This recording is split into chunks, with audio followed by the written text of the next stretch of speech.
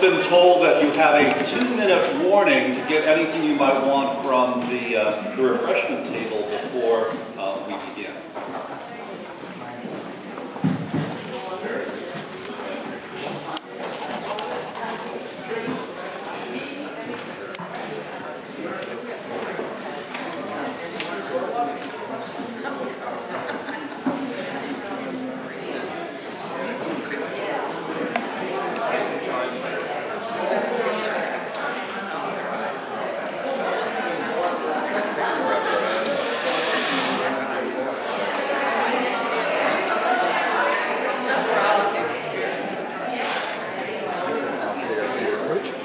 Looking confused. I wonder.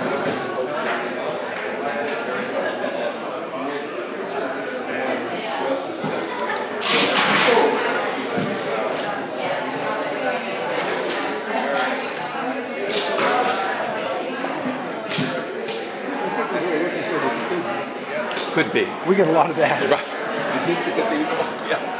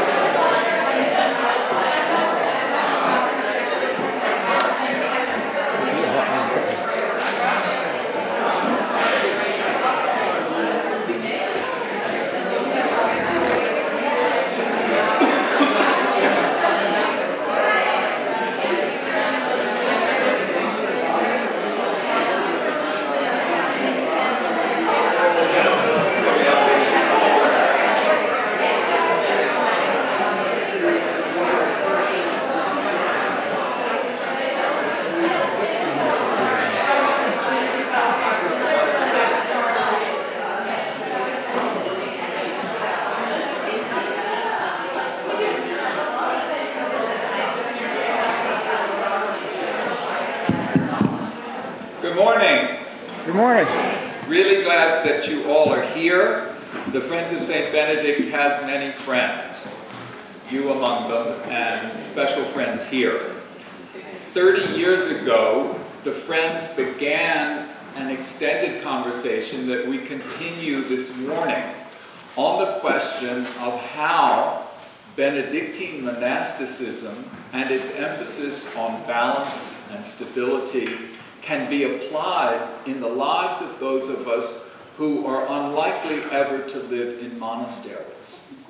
We live in fragmented, demanding families, communities, parishes, workplaces, and we have all, through different means and different routes, we have all had an inkling that there might be something for us in the ancient text, the Rule of St. Benedict, and that it might lead us to a place that seems somewhat less fragmented and more aligned with a life of balance and stability.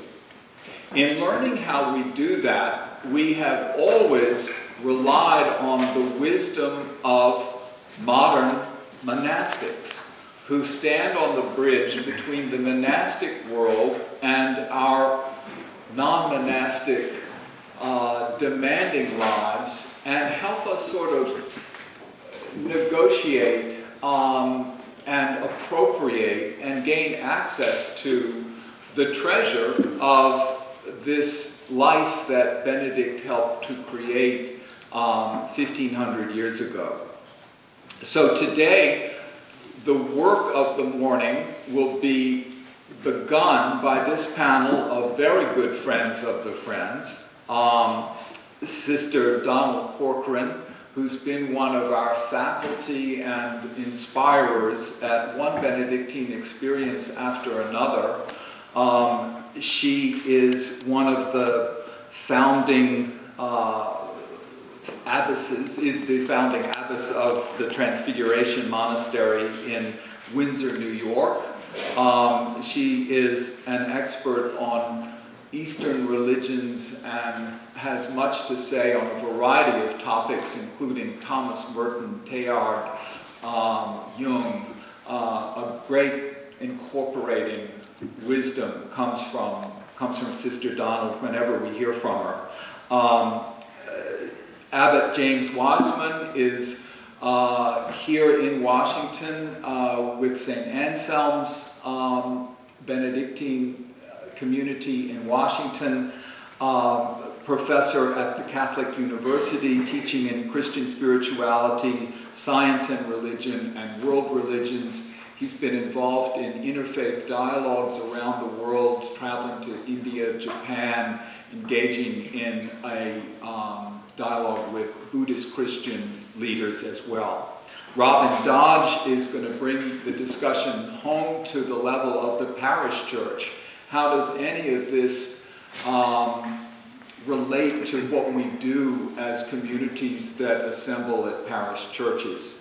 Then, after this discussion from our panelists, the focus shifts to you at your tables, and the remainder of the work of the day will happen there. There will be 2 or 3 questions that arise from the discussion that our panelists are going to share with us, and those will be identified for you and set out there as issues that you might converse about and explore together at your tables. But if there is something else that has come to you as a group that you find you'd rather pursue, don't let us divert you with something that we have identified as possibly central to the conversation this morning. So really sort of listen, as Benedict says, with the ear of the heart, and see where you want this discussion to go, and take advantage of the circle that each of you is part of at your tables. We will be floating around, as will the panelists, to see how you're doing and to clarify anything that you might want to ask them, or just to get a sense of things. Then our panelists will come back at 12 noon, and they will offer some summary remarks, and you'll have a short chance to ask any final questions, and then we'll break up somewhere between 12:15 and 12:30. After their presentations, if any of you have any questions of clarification to ask, that would be a time to do that, but we want to move right on to your discussion and protect the time you have with one another at your tables. I guess we should make an announcement about the facilities here at St. Albans, but I don't know where they are. Down to the left. There are 2 sets of facilities. There's one right back there, and then there's another set that is down to the left. Great, thank you, Deborah. And again, Deborah, our hosting rector here. The other thing I wanted to mention is I don't see Catherine held here, St. Catherine. She's a board member of the Friends of St. Benedict, and it's through her generosity that we had all of that good food last night, and the equally good food for starting the day today. So,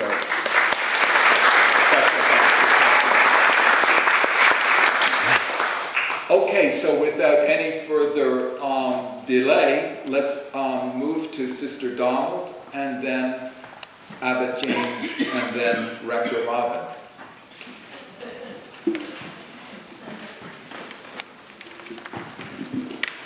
Thank you, Tim, and good morning, everyone. Good morning.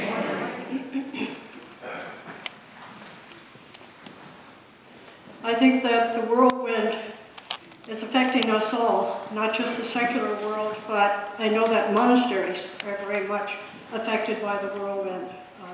The whole question of multitasking and the amount of information that's available and electronic media and all of that is certainly impacting the monasteries. I don't have time to go into that in detail, but I think this is a common challenge that we're meeting.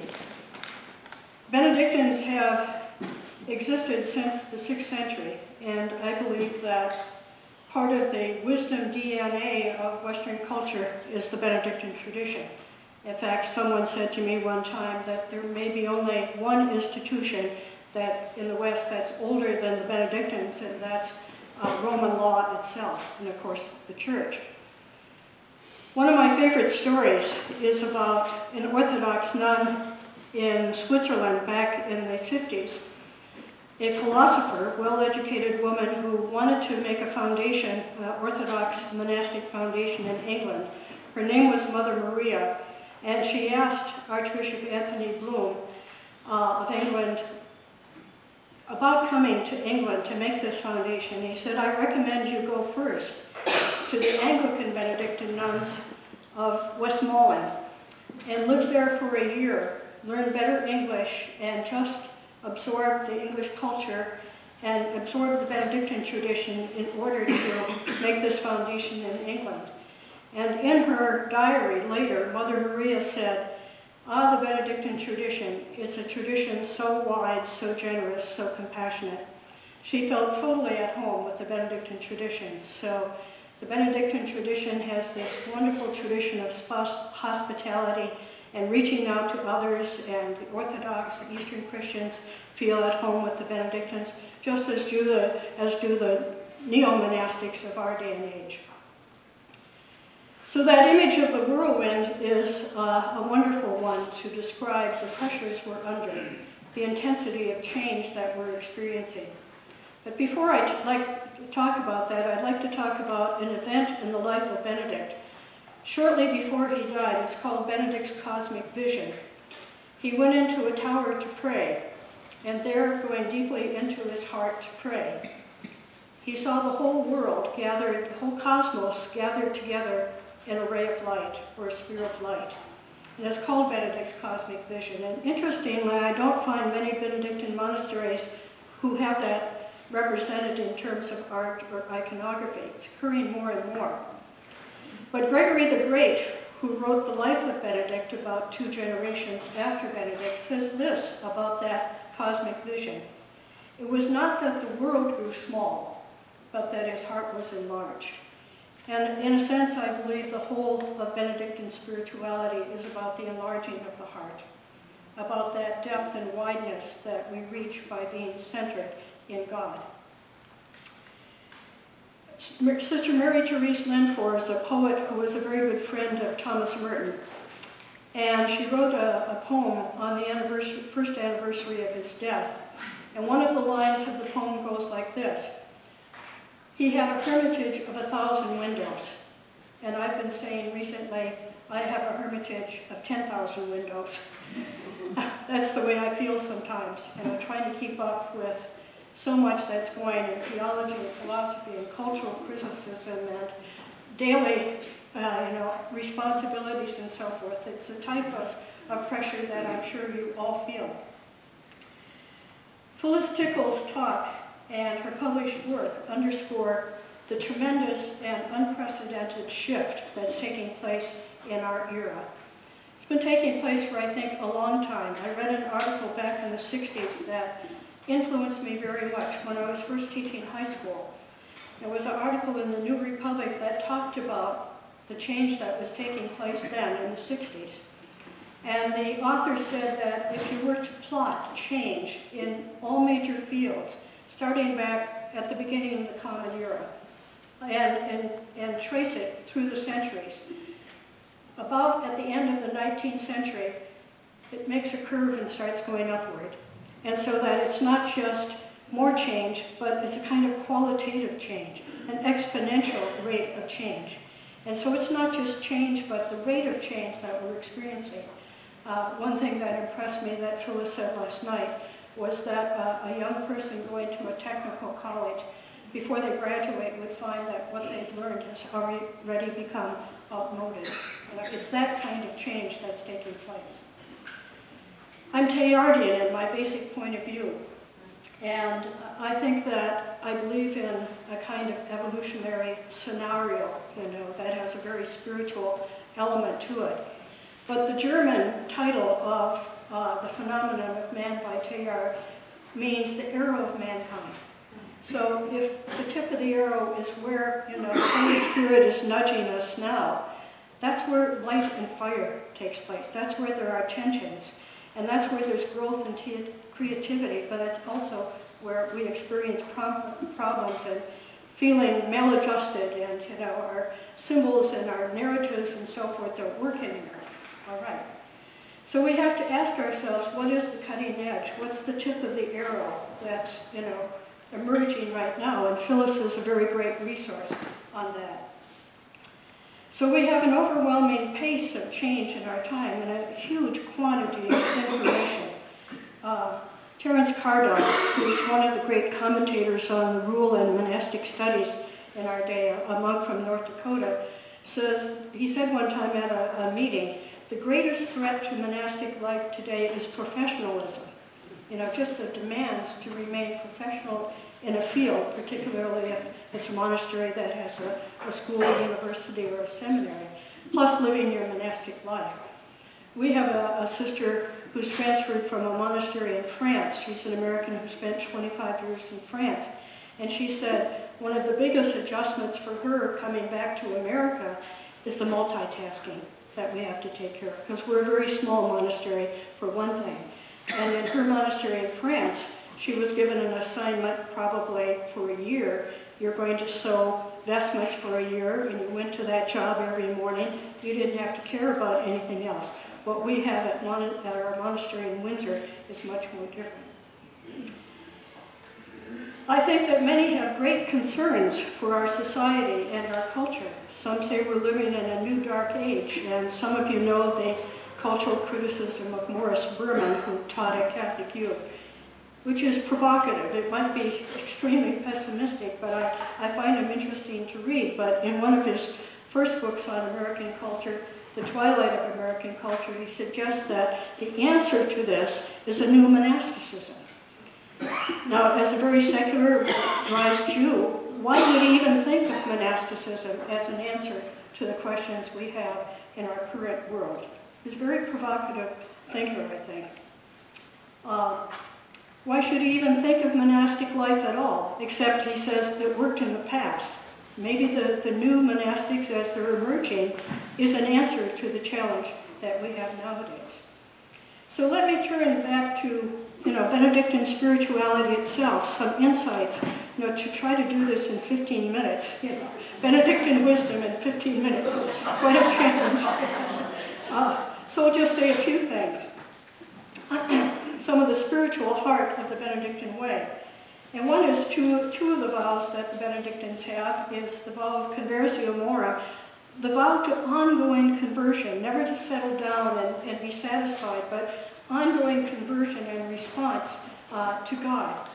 And also the vow of stability. And, stability meant stability of place classically. And it still does to some extent, especially stability to community. Okay, because a lot of Benedictines are, doing mission work here and there and so forth. But the inner meaning is this call to continuous change and conversion and openness to the new. Galatians 3 says in the Jerusalem Bible, all that matters is newness of life. We ought to take that as a motto.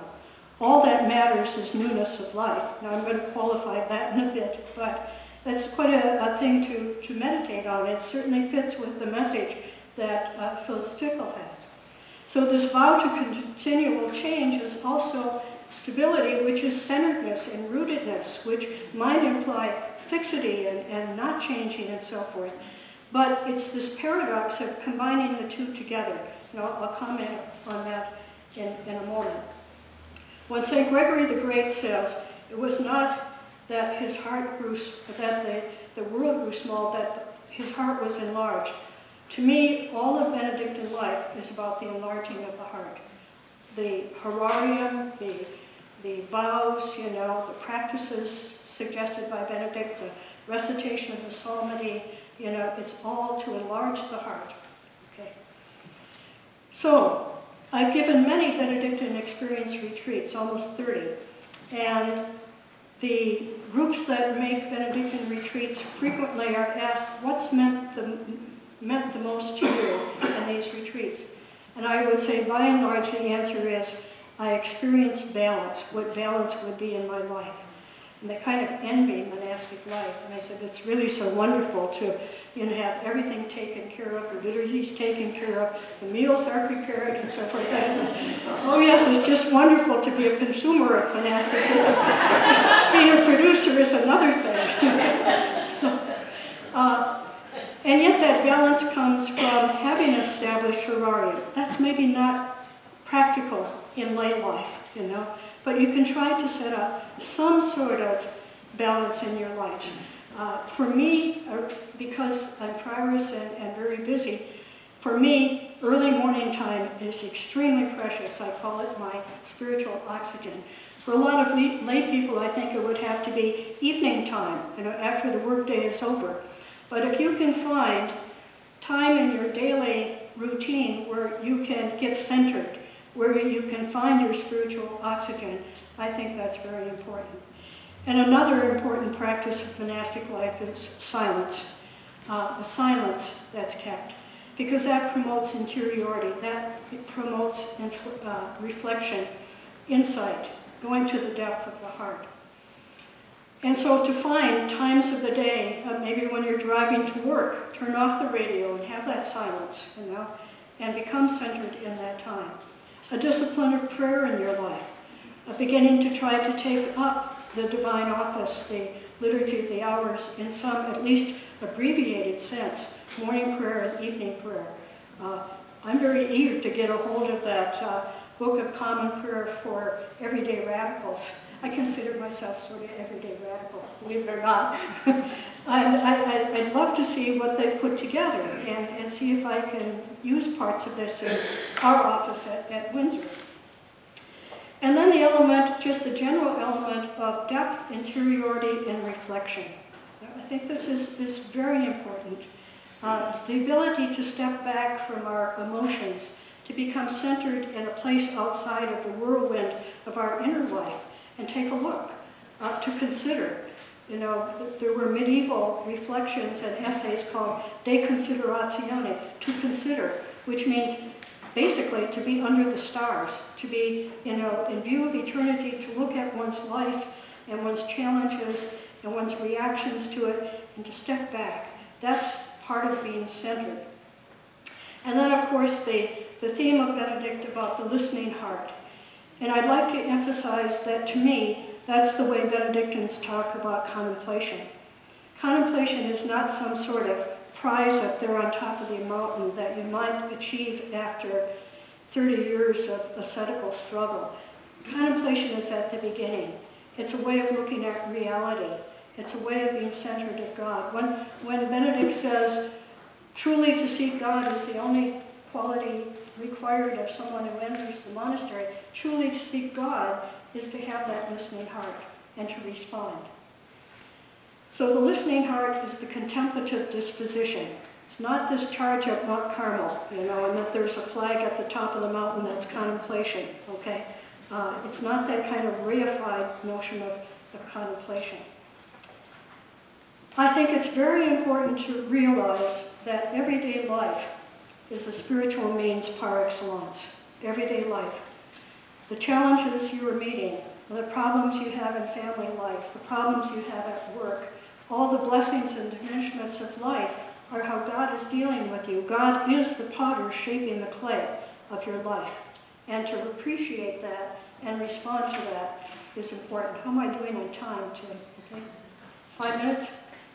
Okay. Okay. I'd like to talk more about this question of stability and conversion, and also bring in some insights about humility. I wrote an article a number of years ago that is published in a volume called Purity of Heart, which the monks at Big Sur published. It's edited by Bruno Barnhart. It's called Purity of Heart. It's not easy to get, but a good library would possibly have it. And it's titled Benedictine Humility and Confucian Sincerity. And I know Confucianism seems very far afield, except that Confucian spirituality talks about living it in the marketplace. Not on the side of life, not in a Taoist hermitage, but, you know, the great Confucian sages were the people who were the clerks in society, the government people and so forth. So that has implications for us. And I have to say in all humility, I think this is one of the best things written on humility.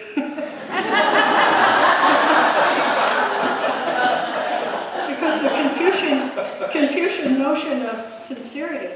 I heard Thomas Berry, who was one of my teachers at Fordham, talk about it, and I walked out of class that day and I said, that's the greatest talk in Benedictine humility I've ever heard. And it's a deeper sense than a moral conversion of humility, or putting frosting on the cake and being humble, you know. It's this deep ontological realignment of oneself with God and with the earth and the human. And it's through that one forms a third that integrates, and integration is important. And basically, the Confucian would say, the key is to be centered, to learn how to be centered. You know, the Quakers talk about prayer as centering down. How do we center down? That's the whole purpose of monastic life, I think, is to try to establish that as a habitus or disposition of our whole life, to remain centered. It's very hard when one's under a lot of pressure and deadlines and expectations from other people and so forth.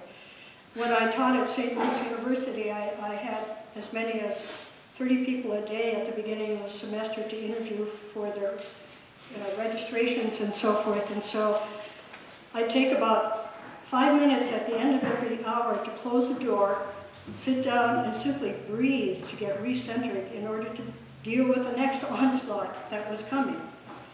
As I said, early morning is for me when I learn to be centered.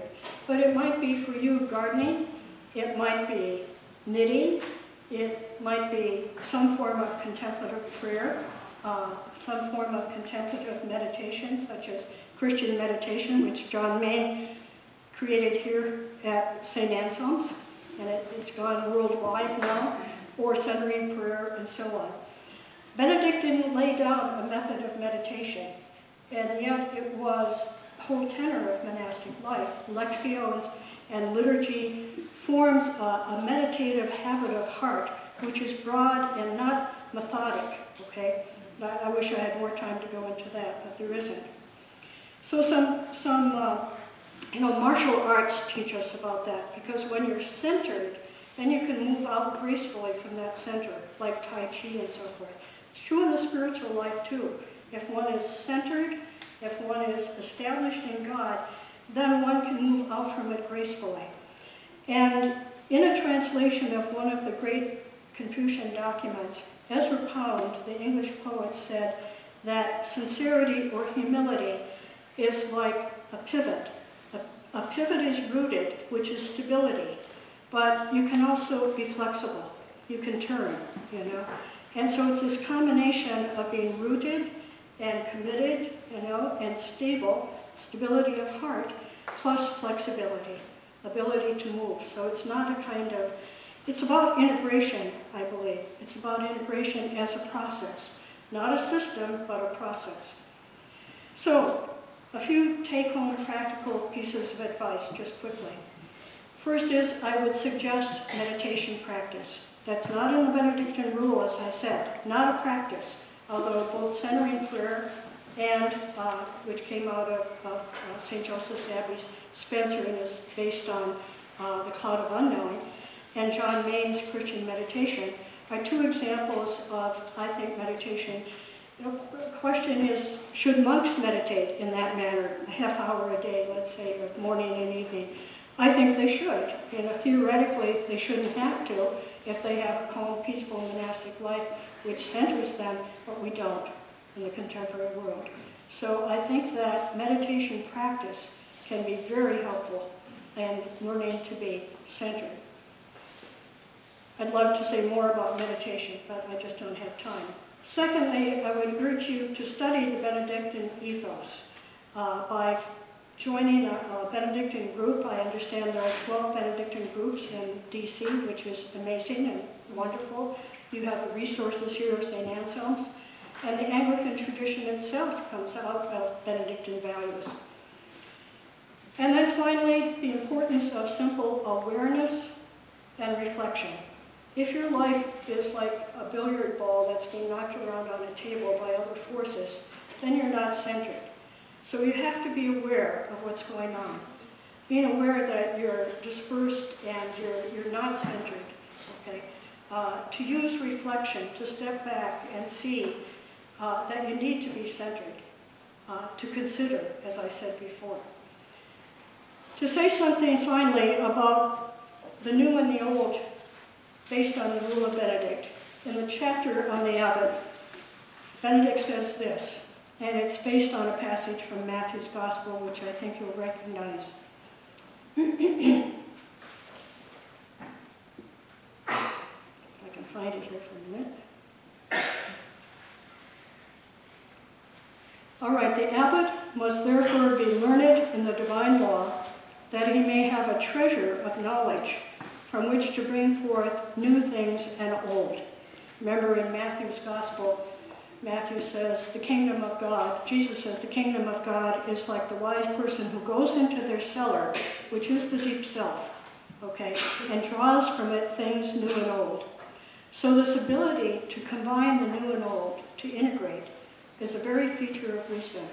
And the Benedictines have existed and survived and flourished for 15 centuries and more because they've had that ability to bring forth from the depths the new and the old. Thank you.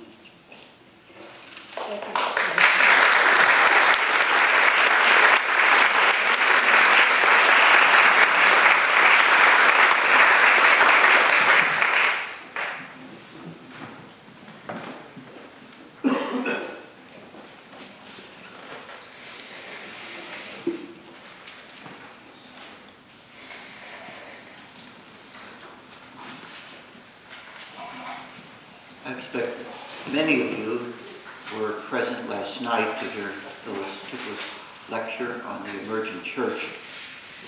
And if you were there, you're quite aware not only of how much things have already changed and in flux, but we're also part of it. So anyone wanting to think about Benedictine spirituality has to recognize that we ourselves cannot simply keep things exactly the same as they always have been. And at the same time, we relate to many other people who may, at this point, know little or nothing about St. Benedict and the Benedictine way, and with whom we'd like to share it. And part of, I think, what we're here for this morning is to think about ways in which better to do that. Now, as you would expect, much of what I will say will be somewhat repetitive of Sister Donald's, because after all, she and I have both lived the life for a number of decades, and there's only so much different that you can say about it. But if some of you I know have been up to our monastery there at 14th South Dakota Avenue over in Northeast Washington, but if you've been there recently, you will have seen a whole new set of banners that we have on various light poles and flag poles all along the driveway.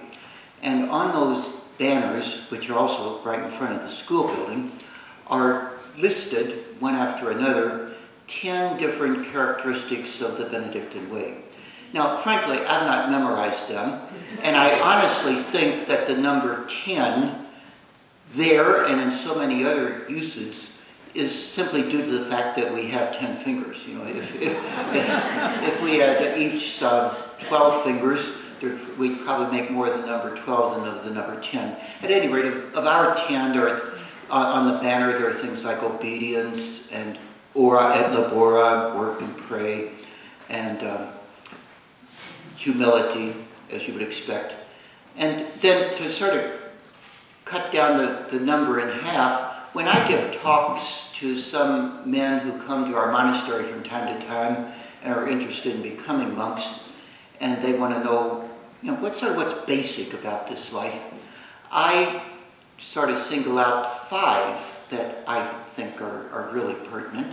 And one is, they're obvious. If you know anything at all about Benedict, you don't have to say, oh man, I never thought of that. But one is obviously prayer in common. I mean, Benedict has 10 or more chapters specifically on what he calls the Opus Dei, the work of God. Nowadays we usually call it either Liturgy of the Hours or the Divine Office.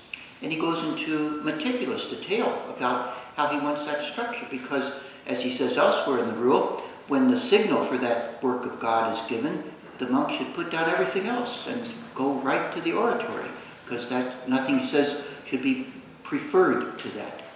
But in addition, he has a beautiful chapter about what we might call prayer alone, or prayer in solitude, or private prayer, personal prayer. The name doesn't matter that much, but in the chapter on the oratory, it's very simple. There's no method given. He says if a monk wants to go into the oratory and pray, let him just go in and pray, but do so with heartfelt tears. In other words, be mindful of what it is that you're doing and in whose presence you are praying. So that's obviously another anchor or pillar of Benedictine life, prayer when one is alone. And then, as you well know, Lectio Divina, the so-called literally divine reading, which need not be limited to Scripture, though that will always be the source of our reading par excellence. And it's not a matter of how much you can get done in a given period, but how deep you can go. Benedict allowed us 3 or more hours a day for that. Few monks or few lay persons a day would probably be able reasonably to give 3 or more hours to that kind of holy reading every day. But to do some of it is certainly crucial. And as I say, some people tend, I think, to be overly restrictive and say, well, it should be on the Bible. Note that Benedict himself recommends many other authors. In the final chapter of the rule, he singles out St. Basil from the East, still the great legislator of Eastern monasticism. He singles out what he calls the conferences and institutes of John Cassian and other early monastic literature. And since Benedict's day, there's been just a effulgence and explosion of all other sorts of wonderful things that we can read. So I think Phyllis Tickle said last night, when you learn to read, or when you teach people to read, you never know what the result might be, because it opens your horizons in all sorts of ways. And so that's always going to be a crucial part of Benedictine spirituality. Fourth is work.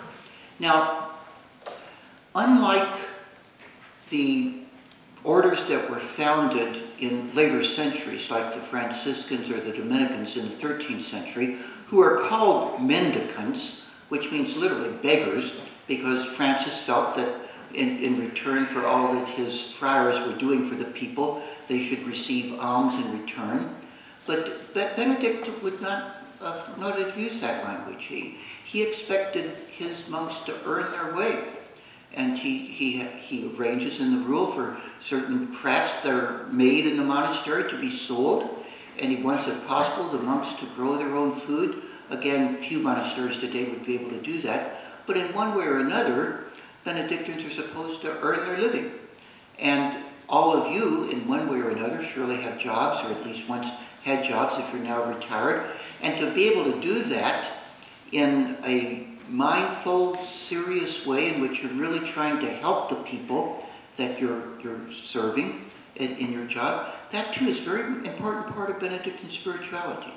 And then the fifth that I sort of single out when I give talks to vocations inquiries is simply living together. One of our oldest monks was once asked, what's the best and the worst part of monastic life? And he said, in both cases, the answer is the community. That it can be wonderfully supportive, but at times other people can be very difficult. When I was a young monk, the monk who was in charge of those of us in simple vows, we were then called juniors, pointed out that unlike, for example, a country club where everybody joins because they're more or less of the same social set, have the same background, the same tastes, in a monastery you're going to find a terrific variety of people from all sorts of backgrounds, various personalities, some quite introverted, others very extroverted, some Republicans, some Democrats, some very liberal in terms of the spirit of Vatican II, and some more traditional. And it can be a challenge, honestly a challenge, to be able to get along well with people of very different outlooks, as well as to recognize that at times people are simply going to be sort of grumpy, and you have to be able to not to get overly upset when people might not respond to your own greeting in the way that you would find most congenial. But so simply, as Benedict puts it in chapter 72 of the Rule, which many people would say is the most inspiring of them all, he says, we should bear patiently with one another's weaknesses. And you have to be able to do that. You have to be able to do that in the workplace. You have to be able to do that in your family. Very important aspect of Benedictine life. So those are sort of my top 5. But now let me just go on a bit and say, if you had to single that down to 1, what might it be? Now here, I wouldn't sort of die for my answer, but I think it's worth keeping in mind. If you look carefully at that little booklet, the Rule of Benedict, which in many translations is less than 100 pages, it's remarkable to see how frequently Benedict uses the language of service. The Latin verb servire appears 11 times in the Rule. The nouns servitium or servitus, meaning service, they appear 4 times. You've also got the other noun servant, servitor, appears a number of times. And the service of which he writes is to be directed both to God and to our fellow human beings. You're quite aware, I'm sure, that in the prologue, Benedict speaks of founding a school of the Lord's service. And then later on, so that's sort of serving the Lord, both in your prayer and in all the other aspects of the life. But then he speaks of serving those in the community who are ill. He speaks of serving those at table, if you're like the weekly table waiter. He says that when visiting monks come, you should be open to them, because he says we're all in the service of the same Lord. He speaks of those assigned to the separate kitchen for the abbot and visitors, the guests. He says they are to perform this service without grumbling. It's remarkable if you just think of that, how much Benedictine life should be centered on serving other people. But you might say, how do you do it? How do you do it in such a way as not to get worn out? Because there is the danger of workaholism, multitasking that Sister Donald already spoke about.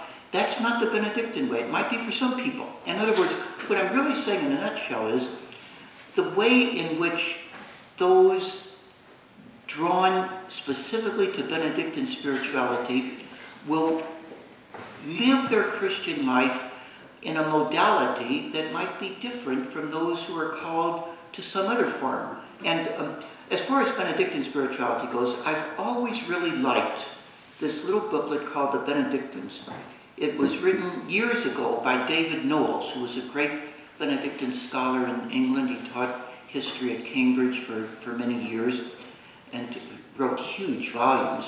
But I think this little booklet's about the best thing he ever wrote.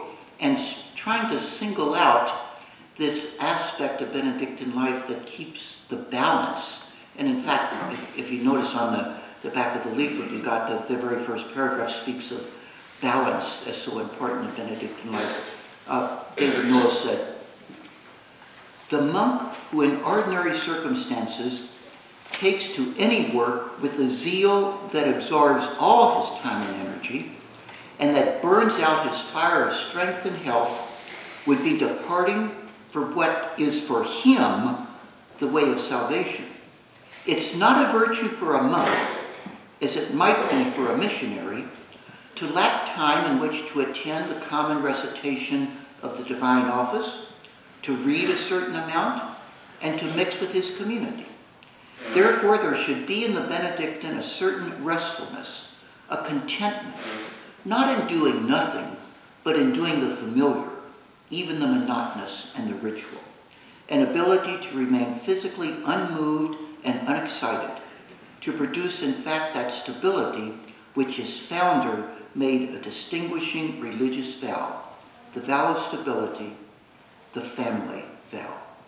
So I think that's very important to keep in mind. And I'm going to conclude moving sort of outside the monastery walls As you know, in addition to you who are friends of St. Benedict, some of you in addition are also oblates. That's a particular way of being affiliated with a specific monastery. And among the well-known oblates of the 20th century was one of the best-known social activists, and that's Dorothy Day. A lot of people, when they think of Dorothy Day and the Catholic worker movement, they just think of her houses of hospitality and the Catholic worker newspaper and her protesting all sorts of injustices and going to jail and prison many times for civil disobedience and her pacifism. She was even jailed at the age of 75 for the last time. But what a lot of people don't know about her was the depth and fidelity of her prayer life. And she got a lot of that from being a Benedictine oblate of St. Procopius Abbey, just south of Chicago. And one of the persons who's written some wonderful things about Dorothy Day, some of you have probably read things by Jim Forrest or even heard him speak. He gave a talk at our Abbey about a month ago about Thomas Merton. But in one of his articles, Jim Forrest had this to say: Dorothy Day taught me that justice, or we might say more broadly, service, begins on our knees.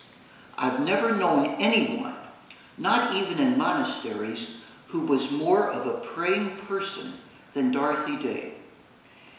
If you find her life inspiring, if you want to understand what gave her direction and courage and strength to persevere, her deep attentiveness to others, consider her spiritual and sacramental life. Among other things, Dorothy Day went to Mass every single day, and she was very faithful praying the divine office, and she made regular retreats. That's a very important aspect of being a Benedictine. I'll stop there.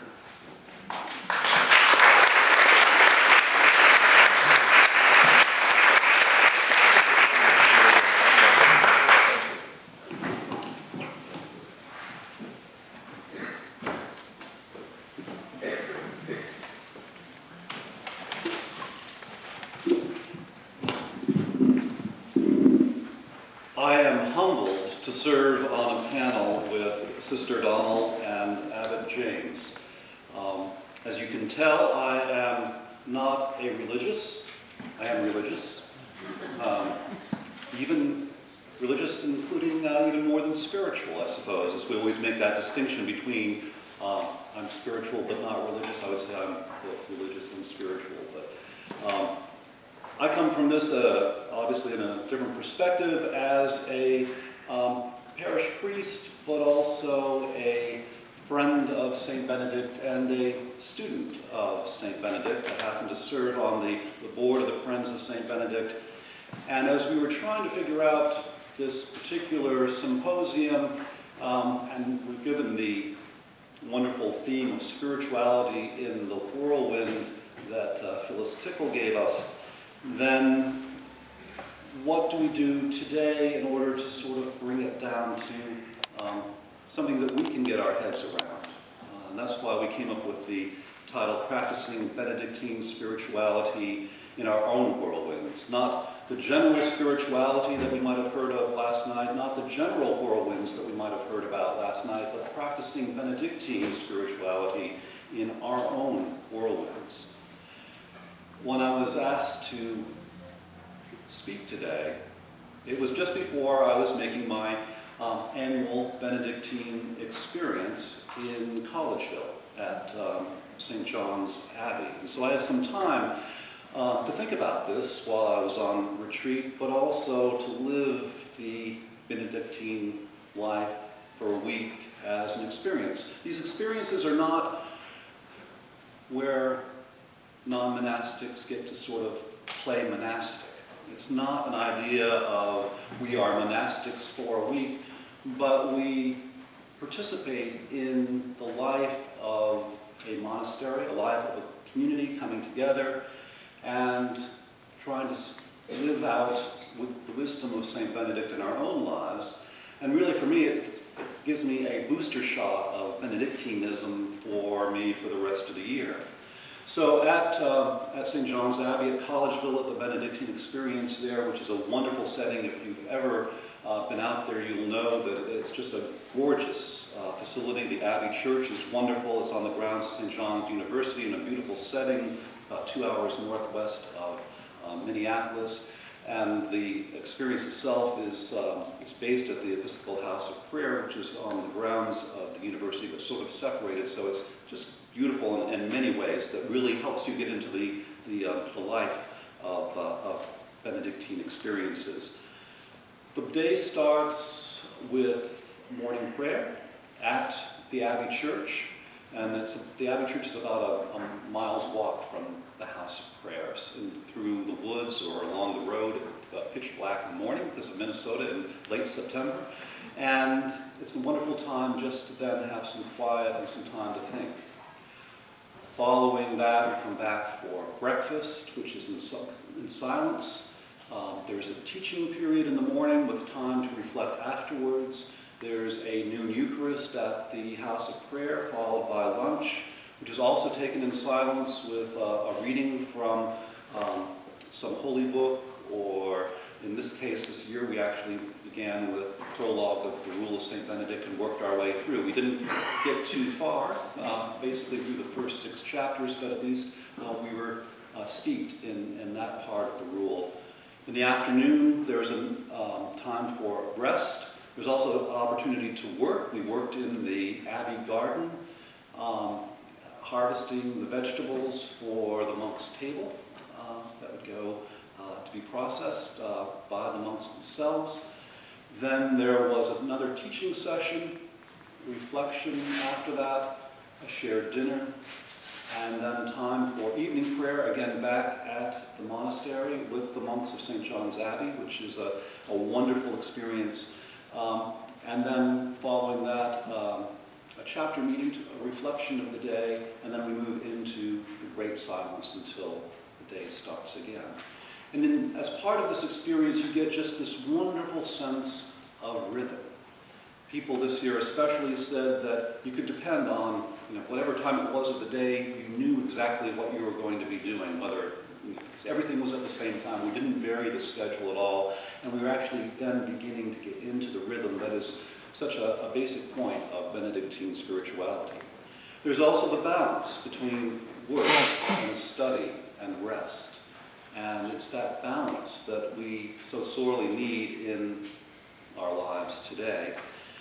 And then, of course, there was the silence, the great silence that begins following the chapter meeting. Chapter meeting would then go into Compline in the oratory, and then the great silence would begin until after breakfast the next morning. So you have time to actually be silenced, to go into that interior space that Sister Donna was talking about.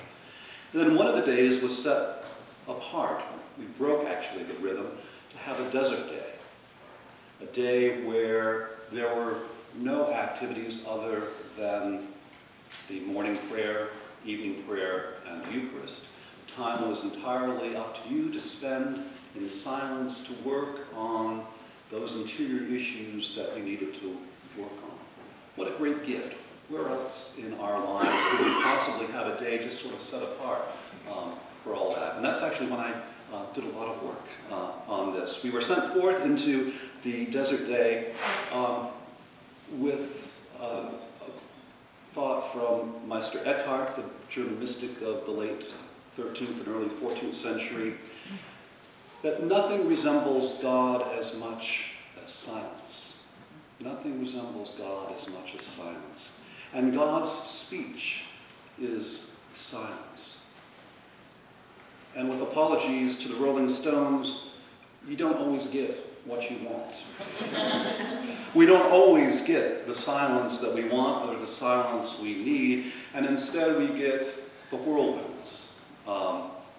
We heard about the mega whirlwinds from Phyllis last night, but we all experience the whirlwinds in our own lives. The pressures at work, the pressures at home, all the demands of our time, even if we're no longer working. I know when my father retired, he found himself even busier with more calls on your time because you don't have that structure where you can say, well, it's work, and everyone understands what that means. You have to set that aside. Now there are all the competing interests on times for people who are retired, and there isn't the structure. And so we just seem to be crushed under the weight of everything that's circulating, not only in our culture and in our society, but just the demands of the people around us and the demands that we put on ourselves. These are the whirlwinds that we have to cope with. And as I was thinking about this, I thought, well, what does Scripture tell us about whirlwinds? And you probably know the story from Job that the Lord answered Job out of the whirlwind, meaning that through the whirlwind, it's actually a way to hear God. If the Lord can answer Job out of the whirlwind, that means that despite everything that's circulating, everything that's going on, we can still hear the voice of God. In the second book of Kings, we are told that with Elijah, the Lord took Elijah up to heaven in a whirlwind. Perhaps a whirlwind is a pathway to God.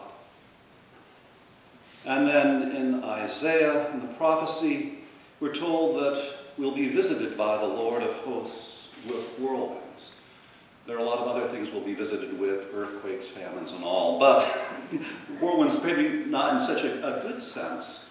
And I think oftentimes we find that whirlwinds are not what we want, but they're nevertheless present. And so what does that tell us? If the Lord is going to visit us with whirlwinds, at least it means the Lord is near. The Lord is engaged with us. The Lord recognizes us. So while we may not sort of resist whirlwinds, it's out of these whirlwinds that we can tell that God is near, that perhaps we can hear the voice of God. Perhaps we can even find a pathway to God through the whirlwinds.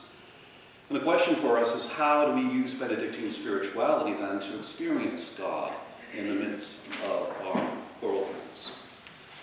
The rule of St. Benedict, I think, is not only intentional preparation for engaging in the monastic life and living the monastic life, but it has application generally for formation as a disciple of Christ. After all, discernment and call are things that are commended for everyone. And both monastic formation and Christian formation are lifelong.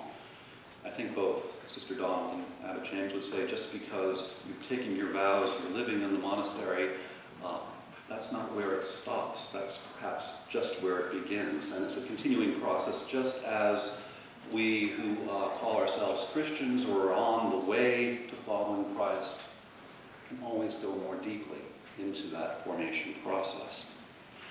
The rule of St. Benedict also, in terms of formation for monastics, it leads into a transition from one way of life in the world to another way of life, and specifically in the monastery. But I think it's also equally applicable to our transition of living differently in the world as Christians, to say, no, the world doesn't have it all. There are other ways to be a person in the world, especially a person of faith in the world, a person of spirituality in the world. And the rule of St. Benedict gives us that juxtaposition of ways that when we're in the world, we can find our way, perhaps in opposition to the world, and work on our own individual needs. And so we also can look, the rule is what supports the vows that Sister Donald talked about so well. And the vows are stability and obedience and conversatio. Stability, as Sister Donald talked about, is about a place and about a certain group of people, a sense of place, a rootedness. And I think that stability from the rule and from the vows can inform us that in the midst of all these whirlwinds, we can find a rootedness in the rule, in Benedictine spirituality, to allow us to face the whirlwinds, but also, as I love the way Sister Donald put it, to be also very flexible, to have a leg on that pivot where we are rooted, but then we can turn. And if you're completely fixed in a spot, then the whirlwind, I think, will knock you down. If you have both feet very grounded in a spot, the wind can just knock you back. But if you have one foot centered and grounded, but have some flexibility to turn, then you can survive the whirlwinds and still find your interior space, your rootedness. In the vow of obedience, the Benedictine vow of obedience, there is obedience to the superior in the monastery, to one another, to the rule, to the will of God, to customs of the house. And I think that's important too if we think about obedience in our own lives, especially to the will of God. If